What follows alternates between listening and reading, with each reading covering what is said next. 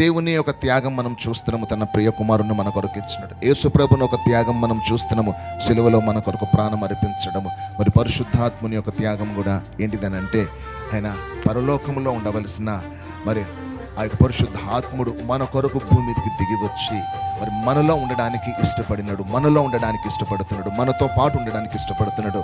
ఎప్పటికైనా అంటే మనం జీవితకాలం అంతా మనతో ఉంటానని we have been sealed by the holy spirit forever అని రాసి ఉంటుంది. మనం ఎప్పటికీ పరిశుద్ధాత్మ చేత మనం ముద్రించబడి ఉన్నామని అంటే పరిశుద్ధాత్మను మనలో ఉండడానికి ఇష్టపడుతున్న దేవుడు మరి తను కూడా త్యాగం చేస్తున్నాడు. మనం ఆలోచన చేద్దాం. మరి ఇంత గొప్ప రక్షణ ఏంటిది? రక్షణ అంటే దేవుని ప్రేమను చూస్తున్నాము, మరి తండ్రి ప్రేమను మనం చూస్తున్నాము, కుమారుని ప్రేమను మనం చూస్తున్నాము, మరి పరిశుద్ధాత్మని యొక్క త్యాగం కూడా మనం అందరి త్యాగాలు చూస్తున్నాం, అందరి ప్రేమను చూస్తున్నాం కదా. ఇంత ప్రేమ పొందుకున్న మనము ఒకవేళ ఆయన రక్షణ మనం నిర్లక్ష్యము చేస్తే అని అంటే మనం ఎలా తప్పించుకుందాము?